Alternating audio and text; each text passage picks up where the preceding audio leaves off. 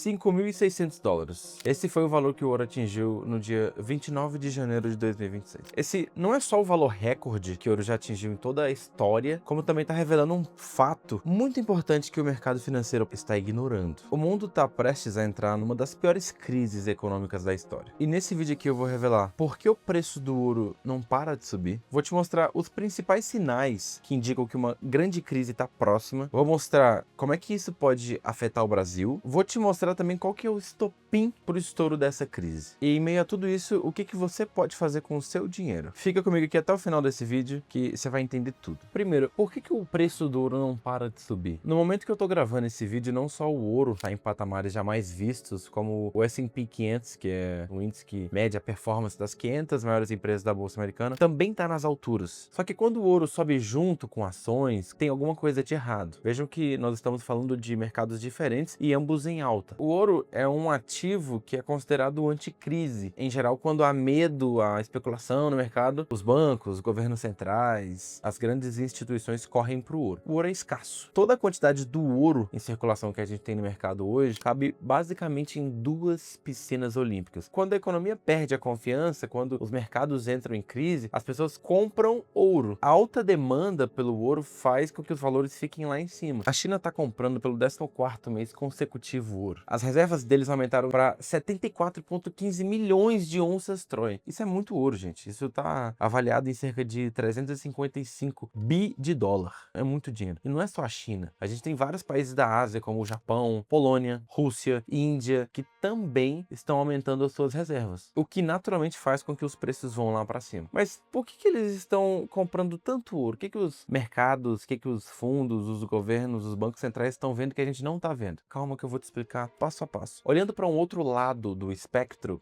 o que explica o crescimento lá do S&P 500? Para entender esse crescimento, a gente precisa olhar os 3 pontos que explicam como é que o mercado americano está se comportando agora. O primeiro ponto é a gente tem uma concentração de mercado gigantesca por conta da inteligência artificial. Nesse momento, o destino basicamente de todo o mercado e das ações que estão na mão de apenas 7 empresas, as The Magnificent Seven, Amazon, Microsoft, Alphabet, Meta, Apple, Tesla, Nvidia, essas empresas juntas representam quase 40% do valor de toda a bolsa americana. O que elas têm em comum, além de fundadores bilionários, grandes disrupções de tecnologia, grandes nomes do mercado? Todas essas empresas estão numa corrida armamentista pelo domínio da inteligência artificial. A Tesla está planejando investir 5 bilhões de dólares em carros autônomos e na xAI, que é a nova empresa do Elon Musk. A Apple está planejando investir 10 bilhões de dólares para poder deixar a Siri mais inteligente e mais funcional, para poder acompanhar os pares. O grupo Meta está planejando investir 60 bilhões de dólares em data centers e em metaverso. A Alphabet, que é a Google, está planejando investir 75 bilhões de dólares para poder reconstruir a internet com a inteligência artificial. A Microsoft está planejando investir mais de 80 bi de dólar na OpenAI para, enfim, eles terem supercomputadores. E, por último, a Amazon está pretendendo investir 100 bilhões de dólares na AWS para poder controlar a infraestrutura que todos os outros players usam. Isso tudo dá um total mais ou menos de 350 bilhões de dólares. Só para vocês terem uma ideia, isso é mais do que o PIB de Portugal inteiro, ou então o PIB da Finlândia inteira. Qual que é o ponto 2? A máquina de dinheiro da inteligência artificial. É aqui que mora o pulo do gato. A Nvidia, Intel e a AMD são empresas que projetam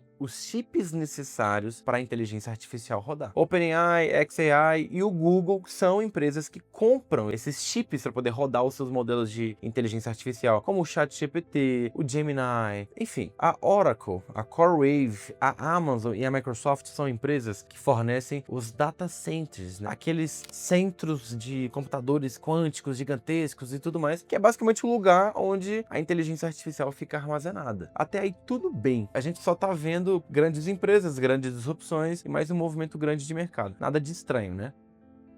Não, porque o que você não sabe, na verdade, é que essas empresas estão se autofinanciando através de um ciclo que você muito possivelmente também não entende. A Microsoft investe 58 bilhões de dólares na OpenAI. A OpenAI reinveste novamente dinheiro na Microsoft para poder usar os seus data centers. Por sua vez, né, a Microsoft está investindo bilhões de dólares na Nvidia para poder comprar os chips capazes de processar essa inteligência artificial, para que em seguida a Nvidia invista bilhões de dólares também na OpenAI para poder desenvolver esses modelos de inteligência artificial e aumentar a demanda por chip. Então, basicamente, a maior parte dessas empresas está pagando a si mesmas. Elas estão criando uma espécie de ciclo de crescimento entre a vizinhança. Dessa forma, cada uma delas registra essa entrada como receita, o que faz com que o mercado pense que se essas empresas estão investindo tanto dinheiro agora em prol do futuro, então certamente no futuro elas vão valer muito mais. A promessa de futuro está sendo adiantada por um presente em forma de valorização que está criando esse cerco de uma dezena de empresas que está representando 40% do PIB dos Estados Unidos. Por mais que a gente tenha uma queda em ascensão dos Estados Unidos, ele ainda é a maior potência do mundo. Ponto 3. A parede de dados da inteligência artificial. O ponto é, a inteligência artificial já consumiu a maior parte dos dados públicos humanos desde que a internet existe. Então, nós estamos chegando em um limiar de que a inteligência artificial não terá mais dados para se auto-renovar, se auto-ensinar, enfim. As estimativas são de que 2027, 2028 por ali, a IA já tenha consumido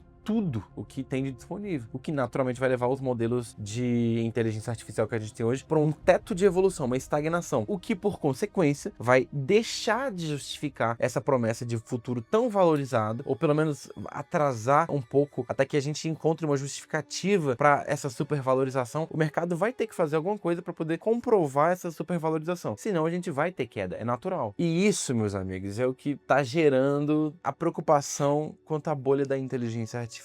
Imaginem 7 empresas serem responsáveis quase que metade do PIB dos Estados Unidos. É de se assustar. Os principais sinais que indicam que uma grande crise está próxima, e que pode inclusive acontecer ainda esse ano, é a ultravalorização do ouro, da prata, para poder fugir desses mercados que eventualmente podem se liquidar de uma vez só. Poxa, beleza, eu já entendi que a gente está perto de uma crise, o que eu posso fazer? Qual que é o momento? Enquanto a alta do ouro está passando a mensagem de medo do futuro, né, incerteza, tem um outro metal que chama muito menos atenção e que fala o que a gente realmente precisa temer. Enquanto o ouro subiu 179% só nos últimos 4 anos, é quase 200%, é muita coisa, a prata subiu 310%, o que é quase 2 vezes mais do que o desempenho do ouro. A gente está falando de um metal que é utilizado para fazer painel solar, é usado na nanotecnologia, refrigeramento de data center, é usado em bateria de carro elétrico, é usado em memória para computador. A prata é o melhor condutor de eletricidade do mundo, ela é excelente para criar semicondutores. E semicondutores são a base para poder criar cada transistor desse, né, que são as peças mais importantes dos chips que a empresa mais valiosa do mundo, a Nvidia, projeta. Percebam que sem os chips da Nvidia, sem essa produção em massa da Nvidia, nenhuma outra empresa no mundo vai conseguir sustentar nenhuma inteligência artificial. É isso? Se acontecer alguma coisa com a Nvidia, a bolha vai estourar? Não necessariamente. Não é exatamente por aí que a banda toca. Primeiro, que a Nvidia é atualmente a empresa mais valiosa do mundo. Ela é uma empresa americana, que está sediada inclusive nos Estados Unidos, que é o país atualmente também com o maior exército, com o poder bélico mais amplo, mais poderoso, enfim. Eles têm muitas formas de mitigar esses riscos. Então, qual que vai ser o estopim, Henrique? Quando que isso vai acontecer? Bom, ao que tudo indica, provavelmente vai ser uma invasão em Taiwan.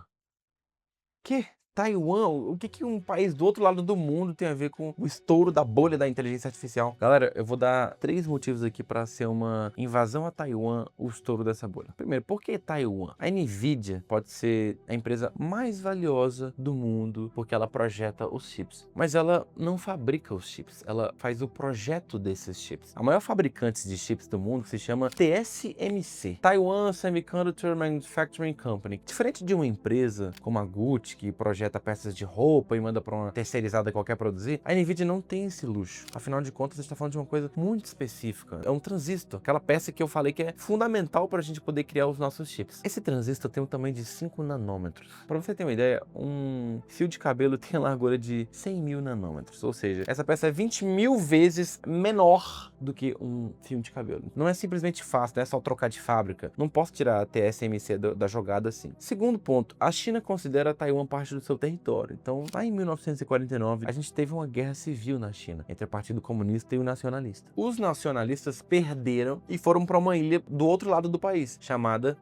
Taiwan. Só que durante o 19º Congresso Nacional do Partido Comunista da China, o líder chinês reafirmou que Taiwan é parte integral da China e que a reunificação é um objeto inevitável do governo chinês. Agora, em dezembro de 2025, a China realizou uma missão chamada Justice Mission, que basicamente tratava de cercar e isolar Taiwan do resto do mundo por 2 dias. Teve bloqueio de portos, teve voo cancelado, enfim, o que claramente é uma demonstração de poder por parte da China, né? Terceiro ponto, Taiwan tem uma relação muito importante com os Estados Unidos. Basicamente, a empresa mais valiosa do mundo, a Nvidia, ela depende da maior fabricante de chip que fica em Taiwan. Então, se a China tomar o controle de Taiwan, a Nvidia não consegue mais comprar da TSMC. Com a chance da Nvidia perder o seu principal fabricante, a gente tem, sem sombra de dúvidas, um movimento que vai afetar as outras 6 grandes empresas que também dependem dos chips que a Nvidia projeta para poder operar a inteligência artificial. O que vai afetar, naturalmente, em efeito dominó, a expectativa do mercado, ou seja, um ataque direto a 40% do PIB dos Estados Unidos. O que seria um golpe quase que fatal para a economia dos Estados Unidos, afinal, a dívida americana está em níveis recordes. A gente nunca teve a dívida americana em níveis tão altos e tão cavalares. Basicamente, a única coisa que sustenta confiança no dólar é o investimento em tecnologia que os Estados Unidos têm feito, porque se não fosse isso, o poderio militar não seria mais o suficiente. Que a China quer tomar o controle de Taiwan, a gente não tem mais dúvidas. Seria o estopim necessário para poder estourar uma das maiores crises já vistas na história? Certamente, porque a gente já tem visto China e Estados Unidos se batendo há um bom tempo. Tá todo mundo desconfiado do dólar, todo mundo acreditando que quem domina a tecnologia, enfim, consegue ter a supremacia. Só que o sinal de uma bolha